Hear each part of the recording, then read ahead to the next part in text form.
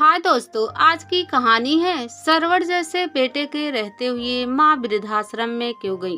कहानी अगर पसंद आए तो वीडियो को लाइक और सब्सक्राइब जरूर करना। चलिए कहानी शुरू करते हैं। कितने पैसे हुए भाई? मनोज ने टैक्सी वाले से पूछा। टैक्सी वाले ने पीछे घूमकर बोला, सर 95। मनोज ने उसे 100 का नोट पकड़ाया और टैक्सी से बाहर उतर गया। टैक्सी वाला बोला, साहब मेरे पास खुला पैसा नहीं है। मनोज ने कहा, ठीक है रखो, पर जरा डिग्गी तो खोलो। मनोज ने जल्दी से डिग्गी से 2 सूटकेस उठाए और सुधा को इशारा कर बोला, अरे तुम आगे चलकर घर का दरवाजा तो खोलो। सुधा ने घर का दरवाजा खोला, जल्दी से सारी खिड़कियां खोल दी और पंखे चला दिया। 10 से 12 दिन से घर बंद जो था। अंदर घुसते ही मनोज ने सूटकेस एक तरफ रखे और बोला, मैं बाजार से कुछ सब्जी, दूध इत्यादि ले आता हूँ। आज अम्मा का मनपसंद खाना बनाना। सुधा पता नहीं कितने दिन क्या खाया पिया होगा, बेचारी ने कैसे रही होगी वहाँ, कहकर मनोज बाजार की ओर निकल पड़ा। मनोज और सुधा दोनों ही अम्मा से बेहद प्यार करते थे। अम्मा का स्वभाव भी कुछ ऐसा था कि किसी चीज में मीन मेख नहीं निकालती थी। खाना जो बनता वह खा लेती, कपड़ा जो सुधा पहनने को लाती हजारों दुआएं दे उसे पहन लेती और तारीफ करते नहीं थकती। उसकी पोती पल्लवी भी आते जाते अम्मा को खूब लाड लगाती। बेटे बहू और पोती में अम्मा की दुनिया सिमटी हुई थी। घर से कभी बाहर निकली ही नहीं थी, न बाहर की दुनिया का ज्यादा ज्ञान था। अम्मा को लगता यही उनका संपूर्ण संसार है। अब हुआ यूं कि पल्लवी को 12वीं के बाद देहरादून के किसी इंजीनियरिंग कॉलेज में दाखिला मिल गया। मनोज और सुधा आपस में मशवरा ही कर रहे थे कि दोनों में से कौन पल्लवी को छोड़ने जाएगा और कौन अम्मा के साथ घर में ही रुकेगा। सुधा का मन थोड़ा खराब सा हो रहा था कि बच्ची पहली बार घर से बाहर अकेली रहेगी तो एक बार जगह देख लेती वगैरह वगैरह। एक माँ का मन दूसरी माँ ने झट से पढ़ लिया और अम्मा जिद पर अड़ गई कि पल्लवी को छोड़ने मनोज और सुधा दोनों ही जाएंगे।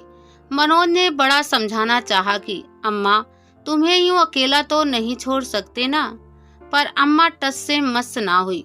अभी यह बहस चल ही रही थी कि पल्लवी ने मनोज को बोला, पापा हम अम्मा को कुछ दिन रूही आंटी के हॉस्टल चिंतन में भी तो रख सकते हैं, अगर उन्हें इतराज ना हो तो, या वह घर पर ही अम्मा को बीच बीच में देख जाया करें। पहले तो मनोज गुस्से से लाल पीला हो गया और चिल्लाकर बोला, क्या हो गया है तुम्हें पल्लवी? माँ को वृद्ध आश्रम में छोड़ दूं? यह कैसी बात कह दी पल्लवी तुमने? सोचा भी कैसे? इससे पहले कि पल्लवी सफाई देती अम्मा खुद ही बोल पड़ी, अरे क्यों नाराज हो रहा है बच्ची पर? मुझे लगता है बिल्कुल सही राय दी है इसने। रूही कौन सी पराई है, 2 कोस की दूरी पर तो घर है उसका। हॉस्टल अच्छा नहीं लगा तो मैं घर वापस आ जाऊंगी। तू बेकार में परेशान मत हो। बहुत बहस करने के बाद मनोज और सुधा को अम्मा को रूही आंटी के हॉस्टल चिंतन में छोड़ना ही पड़ा। रूही मनोज की बचपन की दोस्त थी, जिसने अपनी पर्सनल प्रॉपर्टी यानी घर को चिंतन वृद्धाश्रम में परिवर्तित कर दिया था। एक बेटा था जो विदेश में अपने परिवार के साथ रहता था। पति को स्वर्गवास हुए भी काफी समय हो गया था, तो इतना बड़ा घर और अकेली रूही, खाली घर खाने को आता था। बेटे ने काफी दबाव डाला कि इसे बेच दिया जाए, परंतु रूही का बहुत कुछ जुड़ा था इस घर से।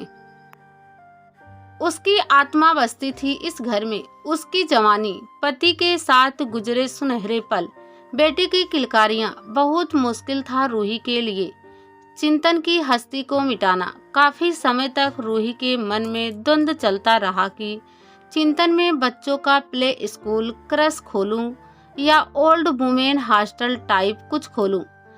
गत 5 वर्षों से चिंतन में अच्छे संपन्न परिवारों की अधेड़ महिलाएं कुछ समय तक रुक जाया करती थी। एकाध महिलाएं ही ऐसी थीं जो शायद हमेशा के लिए ही चिंतन का सदस्य बन गई थी। बाकी सब किसी कारणवश थोड़े समय के लिए आया जाया करती थी।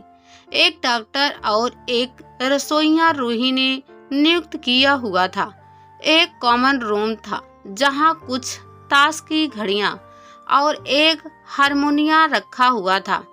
सामने की ओर एक छोटा सा बगीचा था जिसमें रंग बिरंगे फूल लगे हुए थे। अब अम्मा का उत्साह भी देखते ही बनता था। एक ओर पल्लवी अपने कपड़े और किताबें समेट रही थी तो दूसरी ओर अम्मा अपनी सारी अलमारी बिखेर कर बैठी थी। कौन सी साड़ी रखूं? किसी का ब्लाउज नहीं मिल रहा तो किसी साड़ी के ब्लाउज का रंग पड़े पड़े ही धुंधला सा हो गया था।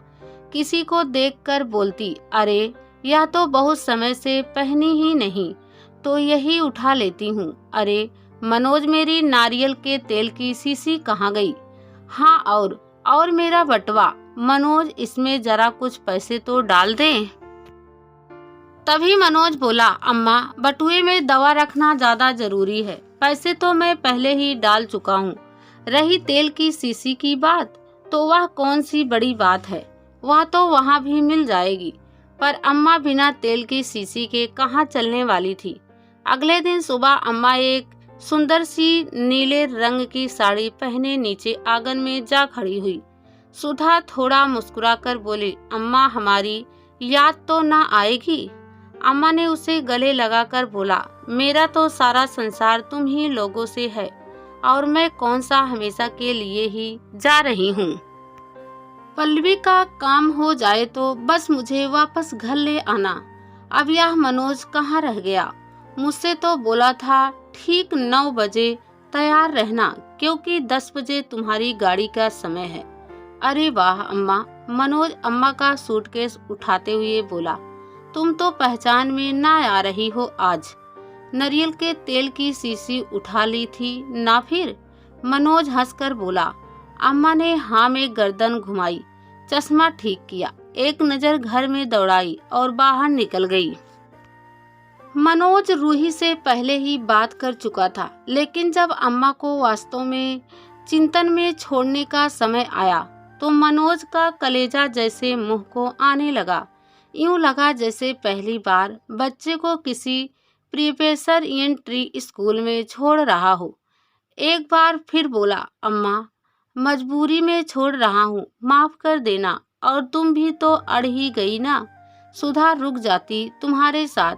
अम्मा ने चिंतन में कदम रखा और मनोज से बोली, तू क्यों अपने को दोषी साबित करने पर तुला है? मैं जानती नहीं क्या? फिर रूही कौन सी पराई है? कितने साल से जानते हैं इसे। तू चिंता मत कर, जा खुशी खुशी पल्लवी का दाखिला करवा कर लौट। अम्मा को एक बार के लिए लगा कि मैं भी कैसे रहूंगी यहाँ, पता नहीं कौन कौन होगा, कैसा खाना होगा, बिस्तर और बाकी सब सुविधाएं। फिर सोचा कोई बात नहीं, 10 से 12 दिन तो यूं ही निकल जाएंगे। रूही ने अम्मा को पहले चिंतन का एक चक्कर लगवाया। यहाँ करीब 8 महिलाएं हैं, आप चाहे तो लॉन में टहल भी सकती हैं। 11 बजे डॉक्टर मधु चेकअप के लिए आती हैं। इस तरह पूरा शेड्यूल अम्मा को बताकर रूही वहाँ से चली गई। अब अम्मा तो घबरा गई कि भाई अगर मैं 6 बजे तक सोती रही तो क्या मुझे चाय ना मिलेगी। फिर सोचा देखती हूँ, 10 से 12 दिन की ही तो बात है। कस्तूरबा आंटी काफी हंसमुख और स्पष्ट बोलने वाले में से थी। अच्छी दोस्ती हो गई दोनों में। अम्मा ने उसे अपने साथ लाई हुई तेल की शीशी भी इस्तेमाल करने की दी। घर से लाया हुआ आम का अचार तो सभी में बड़ा ही हिट हुआ। अम्मा को सावित्री शब्द से सिर्फ मनोज के पापा ही बुलाया करते थे। उनके जाने के बाद तो बस वह अम्मा ही बनकर रह गई। यहाँ सावित्री बहन, सावित्री जी, सावित्री, यहाँ शब्द सुनना अम्मा को बड़ा ही अच्छा लगता। एक नया कॉन्फिडेंस आ गया था अम्मा में। शाम को सभी बगीचे में टहलने जाती।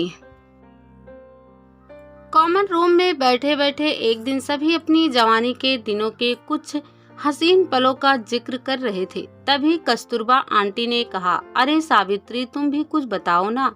अब सावित्री बीच में और आसपास बाकी सब कुछ सोचकर बोली, मनोज के पापा और मैं गाने के बहुत शौकीन थे। वाह होता ना युगल, गीत तो हम दोनों हमेशा एक साथ ही गाया करते थे। सभी जोर से हंसी और बोली, तो चलो ना, आज जुगलबंदी हम करते हैं। और अम्मा ने शायद आज 14 साल बाद गाना गाया। तालियों की गड़गड़ाहट से कॉमन रूम गूंज उठा। अम्मा कुछ शर्माई, पर उसे एक गर्व का एहसास भी हुआ। हर सुबह अम्मा नई साड़ी बदलती और उसने जुड़ा इतिहास सबको बताती कि यह मनोज के पापा ने संक्रांत पर दिलाई थी, यह वाली जब उनकी तरक्की हुई थी तब दिलाई थी, और यह सुधा लाई थी। यकीनन अम्मा को चिंतन में एक नई पहचान मिल गई थी।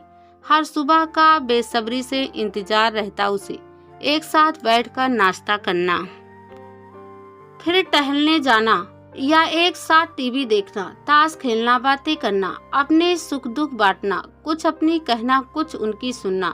एक नया सा अनुभव था, अलग ही दुनिया, जहाँ यह 8 महिलाएं एक ही धागे में पिरोए हुए अलग अलग फूल जैसे सब ईंट और गारे की इमारतों को छोड़कर चिंतन में जीवन ढूंढने आई थी।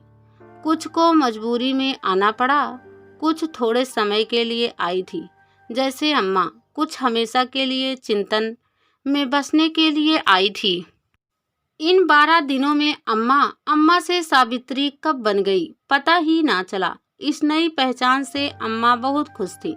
आज रूही नाश्ते के समय आकर बोली, आंटी, मनोज भाई आज आपको ले जाने आ रहे हैं। खुश?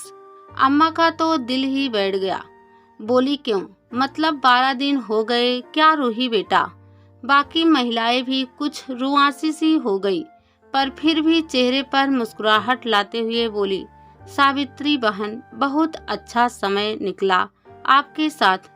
बेटा लेने आ रहा है, घर तो जाना ही होगा ना। अम्मा को कुछ समझ नहीं आ रहा था कि उसे खुश होना चाहिए या नहीं। इस खोई हुई सावित्री को पाकर बहुत खुश थी अम्मा। सारी सहेलियां हम उम्र थी तो समय काटना मुश्किल न था। एक उत्साह राहत की, अब कल क्या करें, ताश, गाना या कुछ और। मनोज आया और अम्मा से लिपट गया। अम्मा चलो घर, सामान बांध लिया है ना? बस अब कभी नहीं छोड़ूंगा तुम्हें ऐसे। अम्मा के एक ओर उसकी नई सहेलियां और दूसरी ओर सरवण कुमार साहब बेटा मनोज। धीरे से बोली, मनोज कुछ दिन और रुक सकती हूँ यहाँ? सहेलियां मुंह में आंचल दबाए हंसने लगी। मनोज बोला, अभी भी नाराज हो अम्मा? तभी रूही आई और बोली, एक्चुअली मनोज, तुम्हें पता है, चिंतन में इन 12 दिनों में अम्मा वापस अम्मा से सावित्री बन गई, और शायद CS enjoying being Savitri again. नहीं समझे ना?